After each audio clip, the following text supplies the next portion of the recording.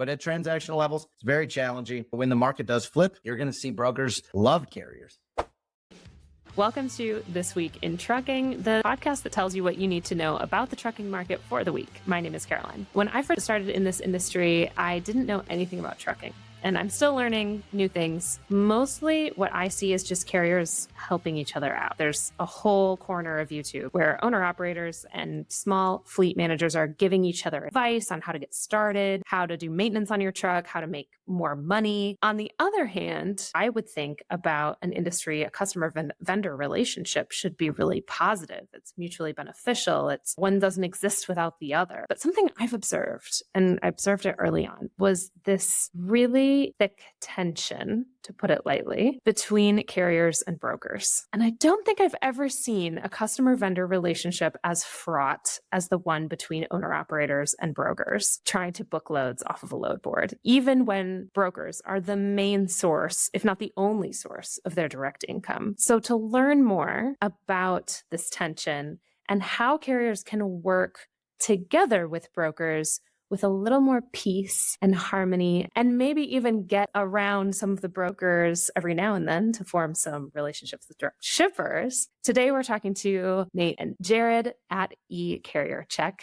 Jared's been in the trucking industry for, I think, about 15 years, but you can correct me if I'm wrong. Jared started on the carrier side, as I understand, and as a sales manager, and now CEO and founder of eCarrierCheck. And he's joined by Nate Marquez, account executive at eCarrierCheck as well. So thanks for being here, Nate and Jared. Glad to be here. Yeah, thanks for having us on. What is your take on the carrier-broker relationship generally in this industry? We hear in headlines, in fact, I just got an email from Overdrive that said, what are brokers really making on your loads? So what is it about this conflict between brokers and the carriers? Tell me what you have seen in your 15 years. Yeah, I think anytime there's something hidden in a relationship, doesn't matter if it's a broker or carrier, if it's your boyfriend, your girlfriend, whatever it may be, I think there's always some animosity of what exactly is going on. You know what I mean? So you get that feeling when your girlfriend or your wife gets a text and you're like, who just texted? And so I think when that part of the relationship is secret, you don't know. Unfortunately, you're right. The broker carrier relationships right now are soured, or at least in the transactional state, they're rough. Anybody that's a carrier that may not have a transactional aspect, that isn't getting loads off load boards, where it's a dog eat dog world. It's almost like there's a reason why I don't go to mosh pits anymore, right? Because that's what the load board's like. It's a friggin' mosh pit. And you don't know if you're going to get hit or if it's going to be fun, or you don't know what's going on. And so it's one of those things where the small carrier really has to, yes, they got to get off their feet, but eventually they need to move away from transactional to contract. And that'll help at least those broker to carrier relationships change at that other level.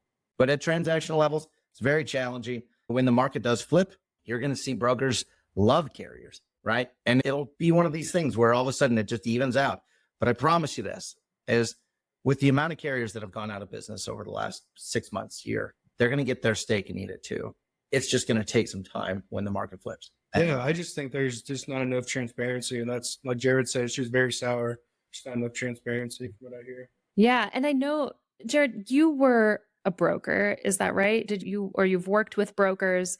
What are your thoughts on transparency? Because Nate, I think it's really interesting that you bring that up. I don't think I've heard that a lot from brokers saying that maybe we need more transparency here. That's interesting. Obviously, brokers make what they can make.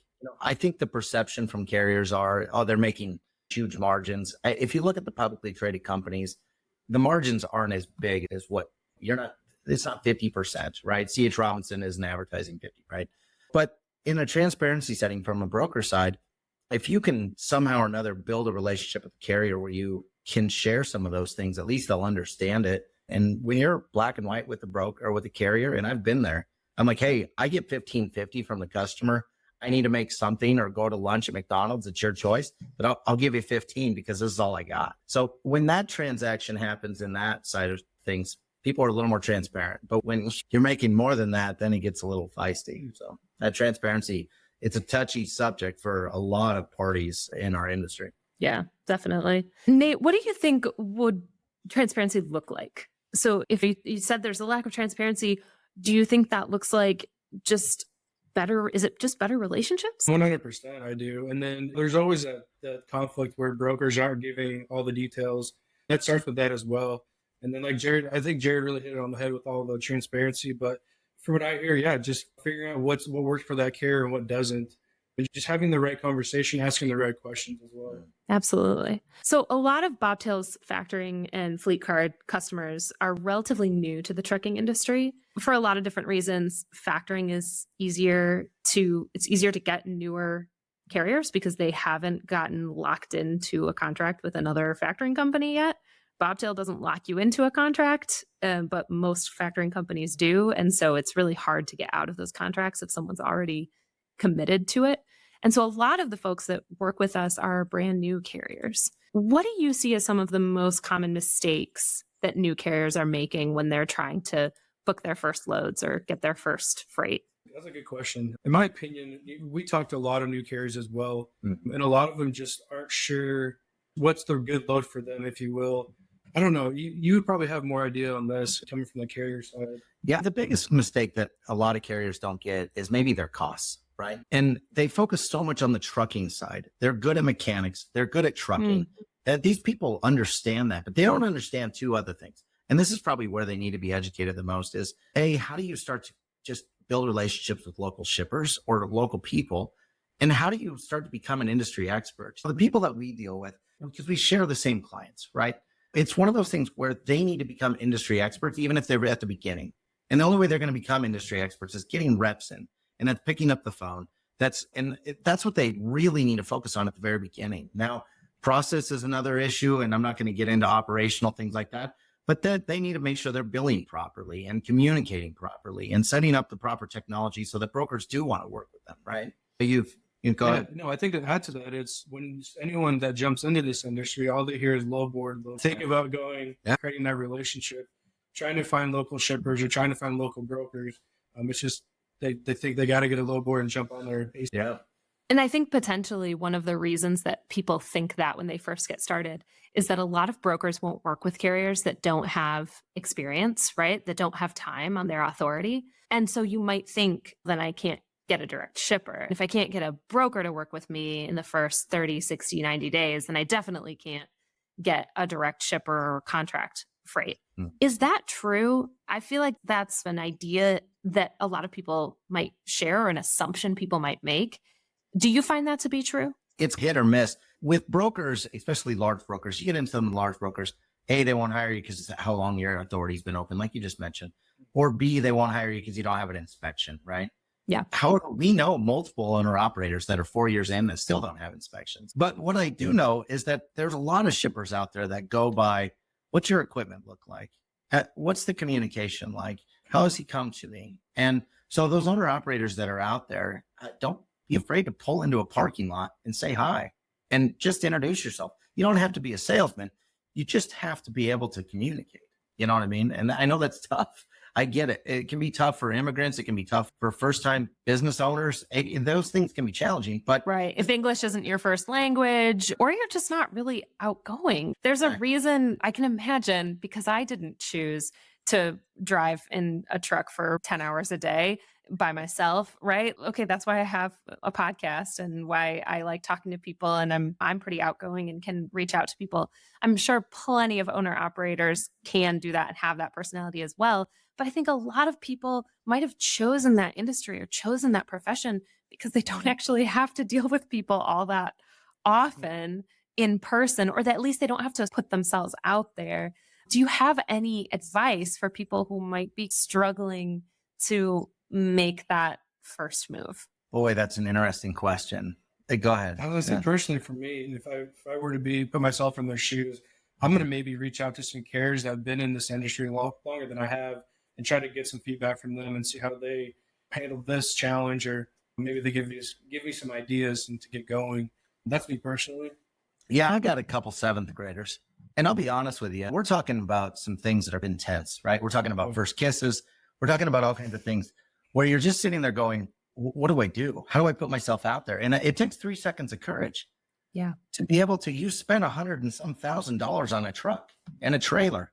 You've got to have 3 seconds to courage to pick this thing up and start to build a relationship locally somehow or another, but you've got to do it. You've had the guts to go get a bank loan. Now we got to get the guts to walk in somewhere else other than a bank. I don't know if that's exactly what you wanted to hear, but Differences in personality is so wild, right? Because I have no problem going up to someone and introducing myself and sharing what I do, but put me behind the wheel of a 40,000-pound truck. Are you kidding me? No way. I would be no. terrified. And I should probably do it at some point, and I should probably learn how to do it at some point so I can put myself in the shoes of our customers. But boy, does that freak me out. I had trouble driving in the passenger seat of a U-Haul. But a sales call, no problem. Sign me up. So I just think that's so interesting because the kind of personality that's going to be really good at both of those things is probably really rare, which I think is there's a lot of competition out there. There's a lot of trucks out on the road. But the type of person that can run a business well, be outgoing enough or fake it on the phone enough to make some cold calls or to go up to a local yard and introduce yourself and can competently drive a Class 8 truck, that combination, I promise you, is very rare. Very rare. Yeah, absolutely. I would say that for those people that struggle with making a cold call, that struggle with picking up the phone, there's other ways to communicate. You can email, you can text. I do think the first thing that every owner operator does, they all do the same thing. They get the load boards and they try to transactionally get anything they can because they're 2 days old, right? However, it doesn't take much to get a list of local brokers and send an email to them with a picture of your truck and your insurance and your carrier packet and say, hey, I'm right here. I'm within 10 miles of you. I could be there to talk to you. You can just form a little email. It doesn't have to be even well written. And just send it out and say, hey, here's my carrier packet. I'm from the area. Local brokers have local freight. And it's amazing what happens when you just at least columnize those two revenue streams. You got the load board and you got local brokers. They can be your sales team, right? Now, if you are the ace of spades that you're talking about here, where you can do all those things, getting local shippers is the next step. But getting at least two revenue streams set up is so important. Don't just depend on the load board for everything, because you can be out of place. You may not have the right equipment. There's a lot going on with the logistics industry, and you can get stuck in New Mexico for 3 days and nobody wants you to do that. So you touched on a little bit direct shipper relationships. I think those are some of the most sought out after business. That's one of our top blogs on our website is about how to get direct shippers. And I think some people, like I said, might be a little intimidated about sourcing that business. So what are some of the things that you see carriers doing to get those relationships, and what are some of the mistakes you see? Some of the things that I've seen carriers doing right is just making an online presence. You can connect with shipping managers that way as well. I think some of the mistakes is you call a shipper and not know your cost. I think you need to be ready to have that talk because they're going to ask. That's where I see. Yeah, I'm with Nate. Having Facebook, having LinkedIn, having a social presence is so important, because as a shipping manager, let's say I was a shipping manager, this guy just called me. I'm going to look him up and I'm going to probably Facebook stalk him, or I'm going to LinkedIn stalk him. That's a little more awkward because then you see who clicked on you, and that's another story. But it's one of those things where I'm like, okay, let me just do this and see if I can find this guy. Is he a ghost or not? And that's probably the first place I would go. You know what I mean? The mistakes that I'm seeing, exactly like Nate said, you got to know your costs. You got to be prepared to have that conversation, and you have to be prepared to say no. Because not all business is right for that owner operator. Right. He's going to, gosh dang, I've seen too many damn owner operators. Sorry, I shouldn't cuss. I've seen too many owner operators get stuck in a place that they don't normally go because they couldn't say no. And all of a sudden they're in friggin' Vancouver and they're like, nothing's shipping. I'm like, that's why they paid you so well. Don't take the load. You have to know where you want to go and know your business model and just be so clear. I get fired up over this. Sorry, I apologize. No, 2 o'clock coffee. I got you. No, that's why we're here. That's why you're the person we're talking to. What are some of the sources of information that you think are the most valuable for people? A, knowing where to find those direct shippers, and B, places. How do I know where I want to go? How do I know what markets are hot or not? That's a big question. This is such an interesting question, because some people are like, should I go to Colorado? It's paying $3.10 a mile, right? But coming out is $1.10, right? But how do you know that without learning it and getting some scars? To say that there's a full resource, you can go to there's Freight Waves, and they have those pricing models that are set up. For me, if I'm an owner operator, I'm just starting a trucking company, boy, I tell you what, I would join some communities like this. I'd join eCarrierCheck's community. We try to educate a lot of people specifically around, okay, set up a triangle and get that going first. And what I mean by that is, let's stay in the Midwest. Let's not get carried away and go to the coast. Or if you're on the coast, let's stay in a triangle that makes sense for you so that you can set up local brokers, local carriers, and then you can get on those load boards and see what they're paying, how they're paying, and just post out 3 or 4 days later. So you have to have some strategy in how am I moving? Where am I moving to? And do I feel comfortable with going there? And am I okay with saying no? That triangle effect is really interesting. I haven't heard that before. Obviously, you want to be local where you actually live and where you're going to want to come home to and go out of every week or every 2 weeks or so. But setting up being local in 2 other places where you can reliably have business, that's something that I hadn't considered before. So how do you become local in a place where you don't necessarily live, but you want to be going to? Yeah, this is a great question. When I worked at the carrier, we had a small flatbed division. It was 12 guys. And we obviously are from Western Nebraska, which is absolutely tiny. And there's no freight except for the one guy that we had. We had a direct shipper out of here. Right. Okay. And we only took his freight to the following states: Colorado, Wyoming, Montana, Idaho, South Dakota, North Dakota, and other parts of Nebraska. That was it. We just went to those states. And we would just do triangles to get home to get that freight. When I first started, not to date myself, but you never used brokers to actually get your first load. It was always a direct shipper. You used brokers to get home. That was the thing. You already had a relationship. You already built. I've got 4 or 5 different guys that are around town that said, hey, if you buy a flatbed, I'll put some freight on you. And then I'd call a broker and get home. What we ended up building at the end was like this triangle, or maybe even like a bow tie effect. And it would be, okay, I got direct shippers in this first area, A. I have direct shippers and direct brokers in this area. And then I'd use the load board last. And then I knew where I was going because then I could expect what my costs were, right? The worst thing about trucking is variable cost, right? What are my variables, right? You don't know. If you get out to freaking California, your fuel is way different than what it is if you fill up in Nebraska, right? And so you better make sure if you're going in, you know what it's going to cost you to get out, right? And so that was something that we did all the time. We really focused on building local carriers, local brokers, local shippers, and people knew we were in the area considerably all the time. Yeah, once you start getting it going too, and if you're on eCarrierCheck, you have that ability to start, okay, I'm starting at A and I get to B. What happens if a shipment gets canceled? You can locate brokers that are local or Right there. shippers, and then same thing with C, and then hopefully back home. So you really have that opportunity to be proactive. You have to be proactive. Yeah. I've heard you mention before on some of your videos that you think industry events, social events where brokers and shippers and carriers are getting together. Can you describe what are some of the events that I would search for? Like, I'm in West Michigan. What are some of the things that I would search for if I was trying to get into that? That's fair. They have transportation clubs almost in every state. And if they don't have a transportation club, then let's say that you drive a dump truck, or let's say you drive a flatbed. Those people also have their own little kind of community. There's Nebraska Trucking Association in Lincoln, and they have little events, and it's cool. There's shippers there, there's brokers there, there's carriers there, and you have the ability to network and see these people and actually shake their hand and probably share your scars. It's no different than when I go have coffee with my dad and all his cronies. I don't want to hear about all the medication they take. It's the same thing in trucking clubs, right? They all tell you about double brokers, and they all tell you about their equipment. Oh, I'm driving a long nose Pete. It's a 5860.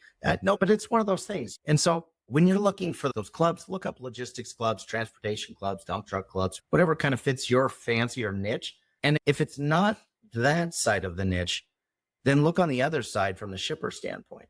There's steel clubs, right? There's all these different kind of interesting clubs that are out there that you can expose yourself to and just get set up. Usually they'll allow free guests and things like that, so you don't have to pay for them up front. If you reach out to them, say, hey, I'm a carrier that's trying to haul some of this or whatever it may be, and they'll let you come for free for at least the first time, maybe second time if you can talk sweet. Yeah, that's great advice. Can you tell us from your background in trucking, what is the most surprising thing that you've learned in the last couple of years, or one of the most surprising changes in trends or shifts in the market that you've seen in the last couple of years?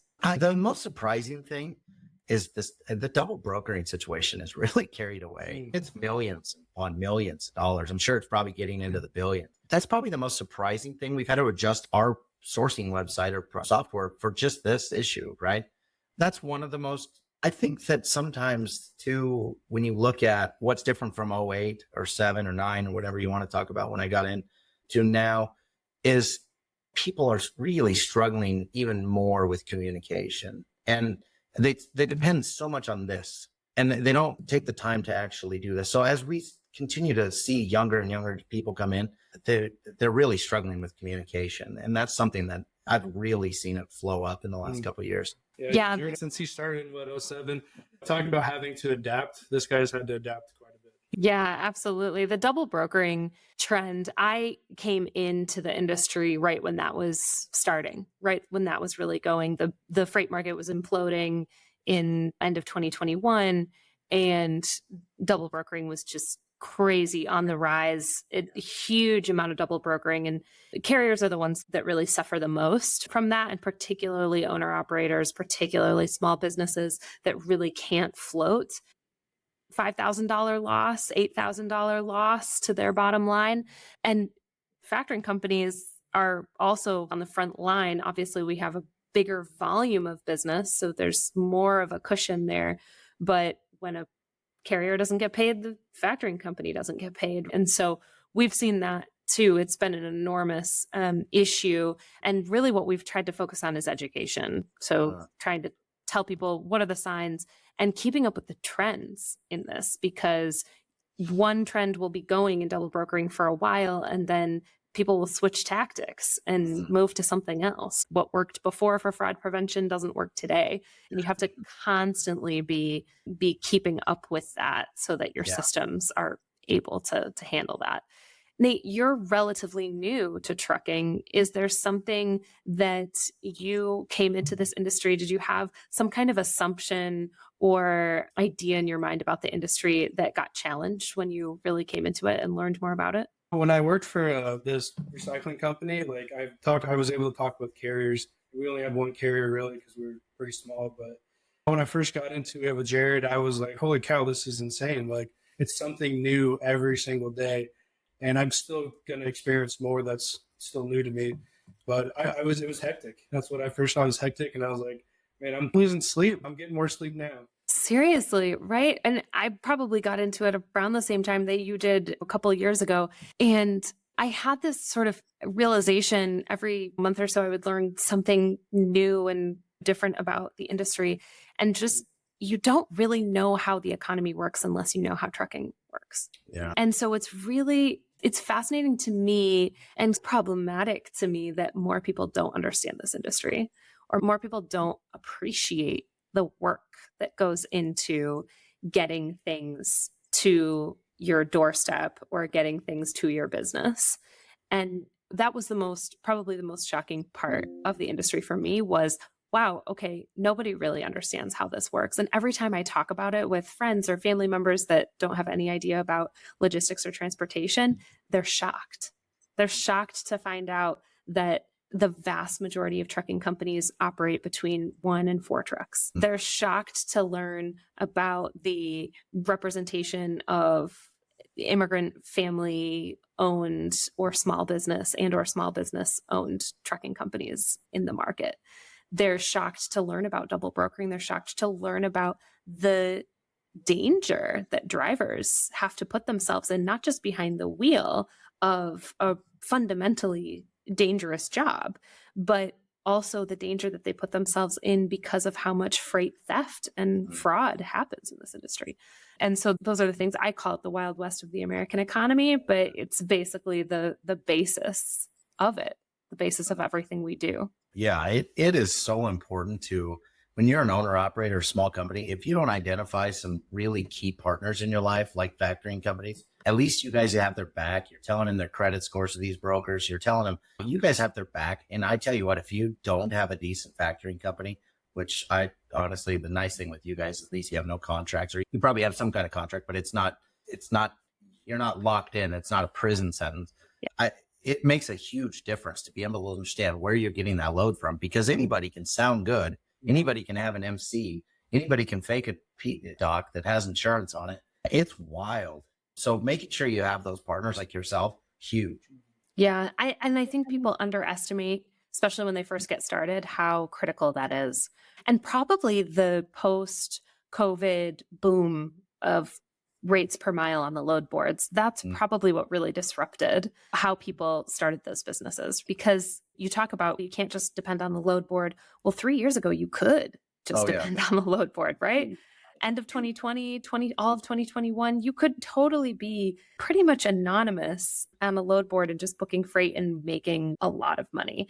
But I think what a lot of people didn't realize is that's not normal. And that's an anomaly of a couple of years, of maybe 18 months where that was the case. And so people really, I think, started to underestimate the importance of those partnerships, and not just with your customers, but also with the people who serve you, right? Your dispatcher or dispatching service, your factoring service, your fuel card company, your everything that you buy and use should have a relationship attached to it. It should be an excellent service, and you shouldn't have to pay junk fees or have to get into really complex terms and conditions to access those things as a small business owner. So the last question that I'll ask, that I've started to ask all of our guests, is who should we talk to next on This Week in Trucking? Who would you recommend we chat with? I would talk with Adam at DIY. This guy is truly one of the most remarkable people. I think that's how you came to us. Yeah. But people like Ed Burns. If you haven't met Ed Burns, this guy is phenomenal. He's a second generation 2PL model where he literally just goes and builds carrier and shipper relationships and pairs them up and steps out of it. He's kind of that next pioneer of how relationships should work. So I'd recommend Ed Burns. If you don't know him, I can get you in touch with senior or junior. They're both entertaining. All right. Senior's a better dancer, but they both smoke cigars, love America. So I second that. yeah. Anyone else that you can think of? There's so many I can think of. Nick Klingensmith, he's another good one. Oh my gosh. I think he could add a lot of value to all these when our operators are maybe struggling with sales. He just actually dropped a new book as well, so he'd be another good addition. Great people that our customers should probably be listening to anyway. So I will try and give them a call. All right. Yeah. Thank you so much for joining me, Jared and Nate. Really appreciate your time on This Week in Trucking. And for everybody watching, please give us a like and subscribe. If you enjoyed this content, leave your questions below. We always send follow-up questions to all of the people that we invite to the podcast. And so if you put a question below in the comments, we will send it to Jared and Nate, and they will answer it, I believe. Yes, we will. We got you. Awesome. Thanks so much. Thank you.